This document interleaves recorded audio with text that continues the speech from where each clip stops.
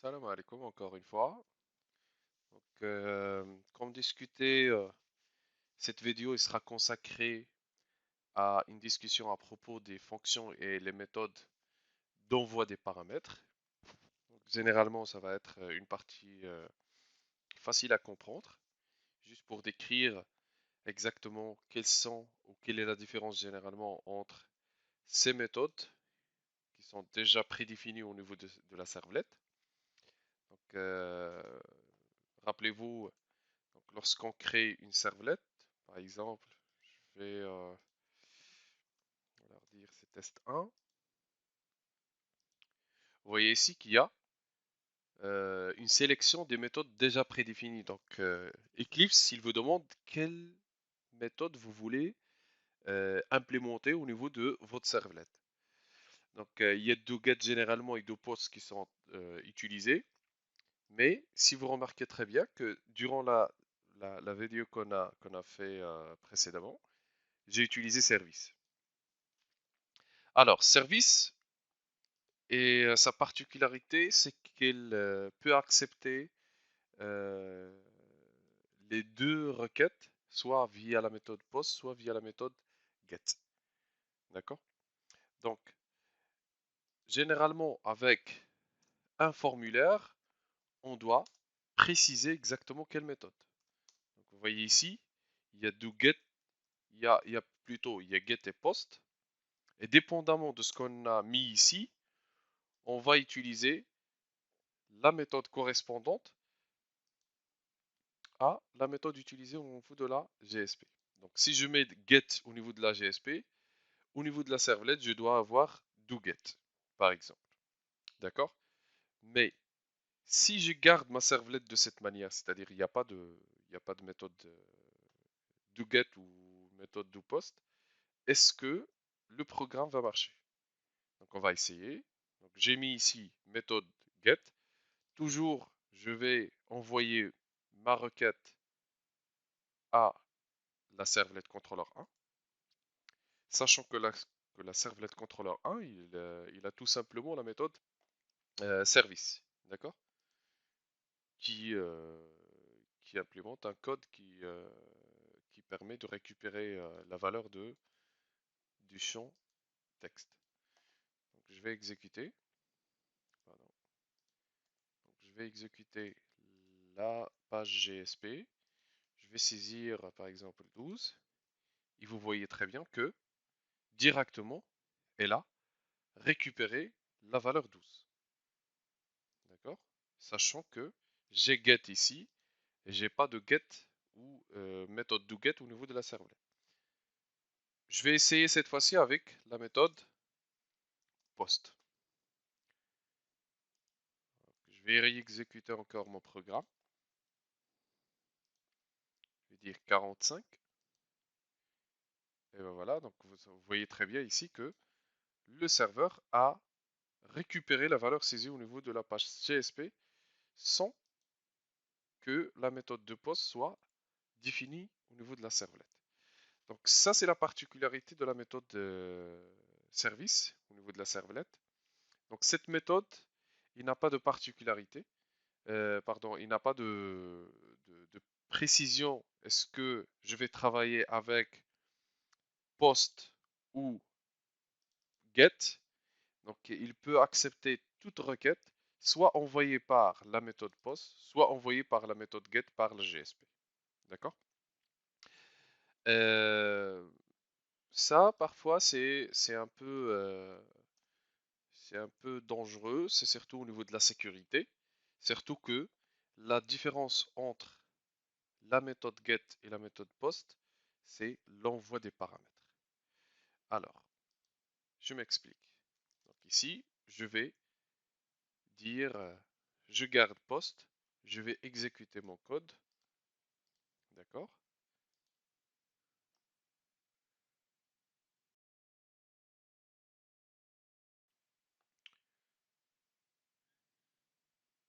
Je vais saisir 1, 2, 3, 4, 5, 6. Je vais envoyer l'information. Bien sûr, il a récupéré 1, 2, 3, 4, 5, 6, donc il n'y a pas de problème. Mais j'aimerais bien noter la forme de l'URL. je vais garder cette URL juste pour discuter la différence entre post et get. D'accord? Donc ça c'est l'URL avec la méthode post. Je vais dire ici, c'est la méthode get.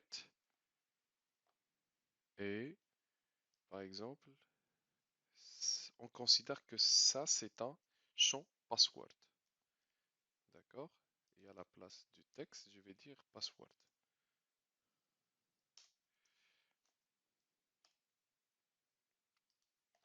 Je vais exécuter ma GSP. Ah, imaginez que j'ai tapé mon mot de passe 1, 2, 3, 4, 5, 6. D'accord? Et imaginez-vous que vous êtes en train de se connecter à votre compte Facebook. Et une fois vous cliquez sur le bouton se connecter, hop, vous voyez que le mot de passe est en clair au niveau de l'URL. D'accord? Donc ça c'est dangereux et c'est pourquoi il y a les deux méthodes get et post. Donc vous voyez ici, juste pour discuter la différence entre le get et le post. Donc le get, il envoie en clair les paramètres au niveau de l'URL. D'accord? Vous voyez ici qu'il y a le paramètre TX. Donc TX, c'est quoi? C'est le nom du paramètre envoyé au niveau du formulaire. Donc c'est nous qu'on a donné le nom header. D'accord? Donc on a donné le nom name, TX, à notre paramètre. Le paramètre, une fois je valide avec le bouton submit, il va être envoyé à la servlette controller 1, mais le paramètre ou la valeur du paramètre il sera en clair inclus au niveau de l'URL. D'accord? Donc ça, c'est généralement la grande différence entre get et post. Donc si vous voulez envoyer les informations en clair, donc vous pouvez utiliser get, mais si vous voulez envoyer les paramètres ou les informations cachées, sécurisées, donc il faut utiliser la méthode post. D'accord? Mais revenons maintenant à notre servlette. Vous voyez très bien que il accepte les deux, euh, les deux requêtes. D'accord? C'est-à-dire, ça, il peut présenter une vulnérabilité si je garde la méthode service. Donc vous allez me dire, voilà, donc je vais utiliser la méthode post ici. D'accord? Donc je vais dire, là c'est la méthode post. OK?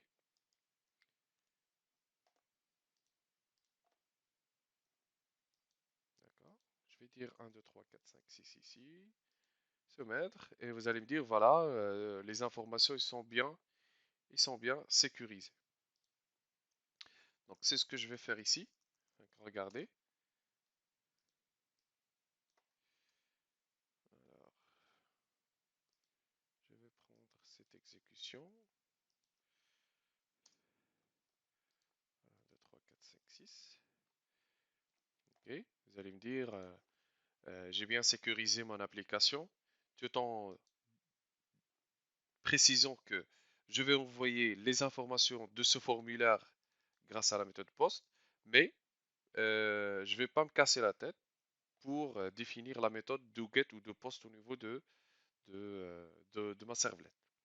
Alors, comment je vais vous répondre? C'est tout simplement que l'utilisateur final, soit disons que ça c'est un utilisateur final qui est en train d'utiliser votre application, il peut tout simplement modifier le code, d'accord, du formulaire. Pardon. Donc, au niveau du formulaire, il va dire à la place du get, de post, et il va utiliser la méthode get. Et il va taper le mot de passe. Et voilà, il peut avoir directement le mot de passe ou toute information en clair. Pourquoi? Parce que vous avez donné la possibilité d'accepter les deux types des requêtes. Grâce à quoi? Ou à cause de quoi? C'est à cause de la fonction service. Donc, comment exiger ou vraiment verrouiller l'application et dire vous allez utiliser get ou post strictement, c'est en définissant ici la méthode doGet ou doPost et bien sûr supprimer la fonction service. Donc, je vais par exemple dire que je vais utiliser doPost. Donc, je vais implémenter la méthode doPost ici. D'accord? Et je vais copier le code que j'ai défini au niveau de la méthode service.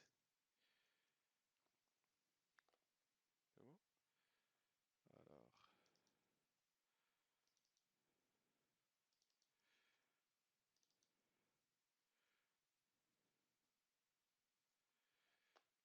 je vais supprimer la méthode service cette fois-ci parce que ça, parfois, ça représente une vulnérabilité au niveau du code et au niveau de votre application. Je vais réexécuter mon application. Donc, regardez ici, j'ai exigé l'utilisation de la méthode post. Et ici aussi, j'ai exigé au niveau de la servlette, j'ai exigé d'utiliser la méthode toPost. Et je vais encore réessayer de faire la même chose. Donc, si l'utilisateur essaye de modifier, donc, avant de modifier, donc je vais essayer tout en utilisant ou gardant le code comme il a été fait par le développeur. Donc vous voyez très bien que ça marche très bien. D'accord? Par contre, si l'utilisateur il essaye de falsifier mon code et il exige l'utilisation de la méthode get. Il va taper encore 1, 2, 3, 4, 5, 6. Mais une fois il clique sur valider, hop, il va trouver que ma servlette que j'ai définie ici, ça veut dire CTRL A, il n'a pas de méthode get déjà définie. D'accord? Donc, comme si j'ai bien verrouillé ma servlette côté sécurité. Donc, vous voyez ici, donc, il n'y a que deux postes et l'utilisateur a tenté d'utiliser doGet ici, mais une fois il valide, il trouve qu'il y a une erreur au niveau du serveur. C'est-à-dire, il a essayé d'invoquer une méthode qui n'existe pas et qui n'est pas bien définie au niveau de ma servlet. Donc vous faites très attention à ça. C'est vrai que l'utilité du service ou de la méthode service est, elle est bien si on n'a pas de problème d'envoyer les informations soit en clair, soit en caché. Et à ce moment-là, on peut utiliser la méthode service. D'accord? Sinon, si on aimerait bien vraiment exiger l'utilisation soit de la méthode doPost ou la méthode doGet, il faut définir l'une de ces méthodes en correspondance avec le formulaire qu'on utilise comme source de données. D'accord? Donc j'espère que le message a été bien transmis. Donc si vous avez des questions, vous pouvez me contacter directement, soit vous me laissez des questions sur la partie commentaire de la vidéo. D'accord? Alors, je vous remercie encore une fois pour votre attention et à la vidéo suivante.